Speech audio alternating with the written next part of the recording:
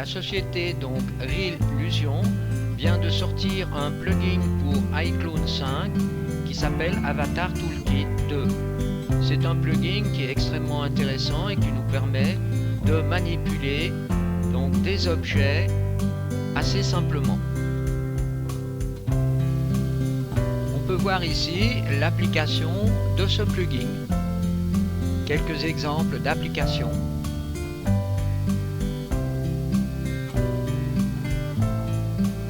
Avec l'avatar contrôleur et aussi avec l'avatar builder.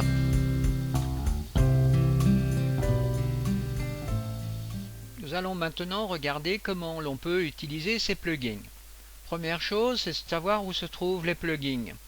Alors une fois qu'ils ont été installés donc dans votre logiciel iClone 5, on les retrouve dans l'onglet 7. Ici vous voyez Avatar Toolkit 2. Et là, vous avez deux modules. Un qui est le builder. Donc, il suffit de cliquer 2 fois dessus pour faire apparaître donc le builder dans la scène et le contrôleur.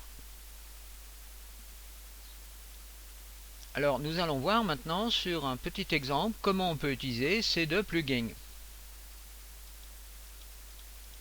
On commence donc par mettre dans la scène un acteur.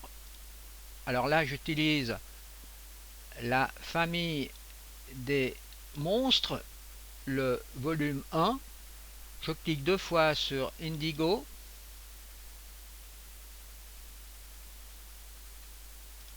Avant de commencer, il faut savoir que si pour une raison quelconque vous fermez donc cette fenêtre, alors je vais la fermer, eh bien on peut toujours la retrouver en allant ici dans la scène sous Avatar Controller.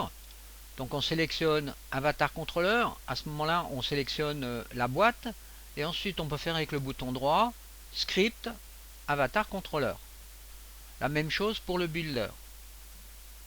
Ensuite je vais rajouter un accessoire à mon avatar, donc je clique ici dans Accessoires et je vais utiliser par exemple ce seau qui se trouve ici, que je vais mettre sur mon personnage en cliquant 2 fois dessus.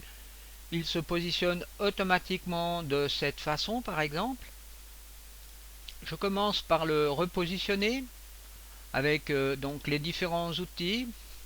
Donc là il faut le sélectionner à cet endroit. Donc je vais repositionner comme ceci par exemple. Alors là vous pouvez utiliser les différentes vues top et ainsi de suite. Alors maintenant le but est de pouvoir utiliser le contrôleur ici pour manipuler le seau qui se trouve sur la tête de notre avatar. Alors on procède de la façon suivante. On va dans l'avatar builder, on clique sur accessoires et on sélectionne le seau. À ce moment-là, vous devez voir apparaître cette fenêtre. Alors tout en haut dans cette fenêtre, ici, vous voyez, on peut choisir de visualiser les bones ou pas. Ensuite ici, on contrôle certaines parties donc de l'accessoire ou bien du personnage. Alors, Other, c'est le cas d'un accessoire du type tonneau. Là, on aurait un accessoire du type sourcil, un autre accessoire du type oreille, ou bien les yeux. Donc là, on choisit Other. Ensuite, ici, on a la structure. Là, on a une structure du type simple. Ensuite ici, on va choisir le type d'interface que l'on veut voir dans le contrôleur. Alors ici, vous voyez 4 directions donc avec les poignées de direction, vous voyez, de contrôle qui vont se positionner d'une façon différente, ou bien aussi avec 6 directions. Alors on va prendre 4 directions comme ceci. Ensuite, on doit choisir la racine. Donc on clique sur ce bouton. Et là, eh bien, on choisit donc le seau en cliquant à cet endroit et en faisant Apply. Ensuite, on doit cliquer sur le bouton Single pour assigner donc les différents nodes au contrôleur. Alors, qu'est-ce qu'on veut assigner? Eh bien ici, donc on a le contrôleur et ici on a un slider. Alors on va mettre comme ceci et comme ceci. Donc on va cocher en somme les 4 possibilités ici et je fais applique. Une fois que j'ai assigné la racine qui est le saut et le type de contrôleur ici, eh bien je peux faire next.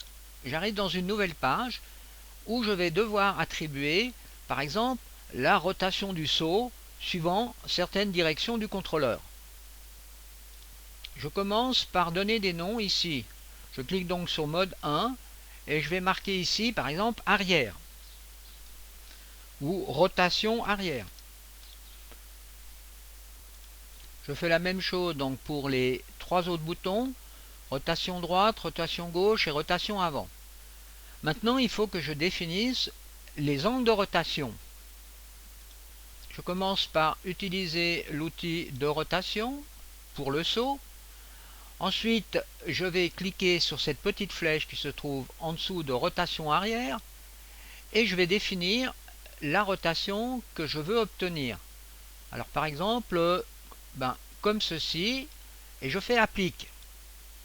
Et si je fais déjà un preview ici, en cliquant sur ce bouton, vous voyez qu'on obtient une rotation donc du saut vers l'arrière.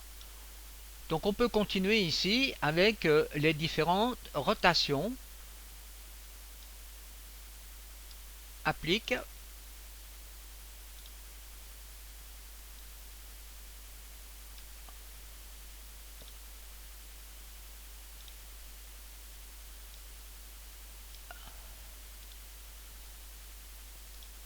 Une fois que l'on a choisi donc ces différentes rotations, eh bien on peut aller dans le preview mode et faire un premier test.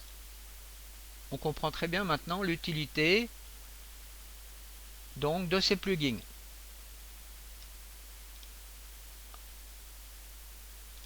Si par exemple on n'est pas content par rapport à une rotation, on peut revenir sur la flèche, on peut faire un reset par exemple, et recommencer et réappliquer la rotation que l'on désire, et faire applique.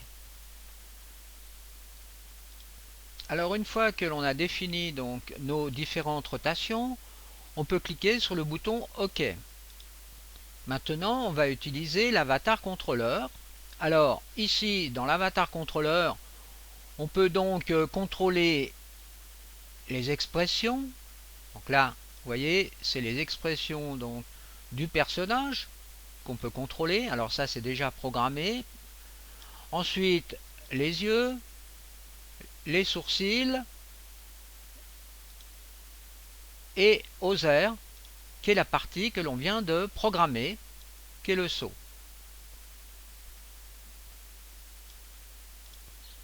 Alors maintenant, créons notre première animation. Alors pour cela, on va utiliser le bouton ici Record. Donc au moment où je vais cliquer sur le bouton Record, l'animation va démarrer depuis la séquence 1 jusqu'au moment où je vais arrêter l'enregistrement. Alors je peux déjà vérifier que ça fonctionne. Alors je fais une prévisualisation de ce que j'aimerais par exemple enregistrer. Et ensuite j'en lance le bouton Record.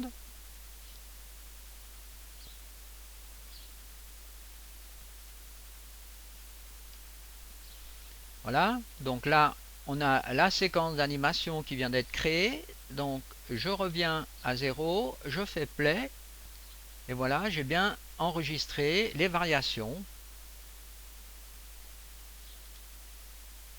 Alors maintenant, par exemple, je m'intéresse à l'expression du personnage. Alors on va changer aussi l'expression du personnage en enregistrant le clip.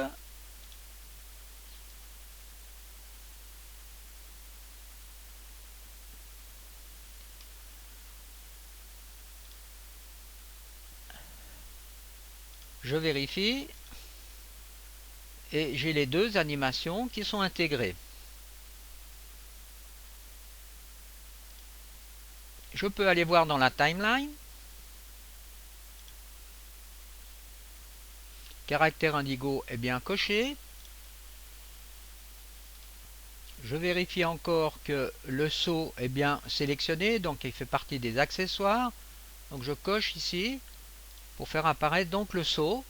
Je vais ici dans Transform, Animation. Si je sélectionne aussi la face donc de Indigo, ici je vois donc le Puppet Clip de l'expression et l'animation donc du saut. Alors on peut toujours, vous voyez, déplacer donc l'animation comme ceci pour ajuster les animations. Alors si par exemple je désire revenir en arrière, eh bien je sélectionne le saut, je clique sur accessoires et donc je retrouve toutes les rotations que je viens d'effectuer.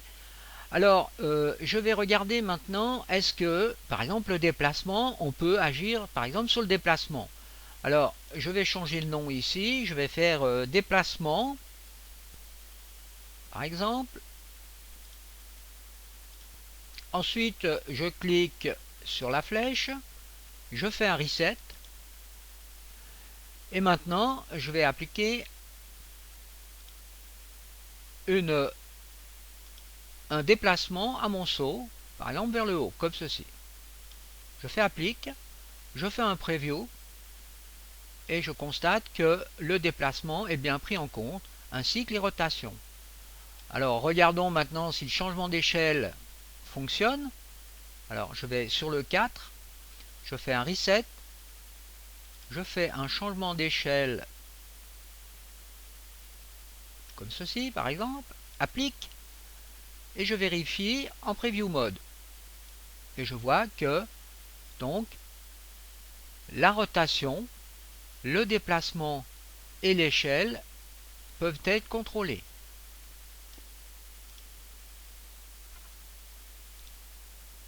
Maintenant, pour finir, je vais appliquer une animation à mon personnage. Donc, je clique sur cette animation ici. Et là, quand je fais un test, je vois que le saut donc, suit bien l'animation et que l'expression du personnage est correcte. Alors bien sûr, ici on constate que le saut, eh bien, il est un peu en dehors du personnage, donc on peut corriger ceci par la suite. Alors pour finir cette vidéo, voilà une animation qui vous est proposée en tant que projet.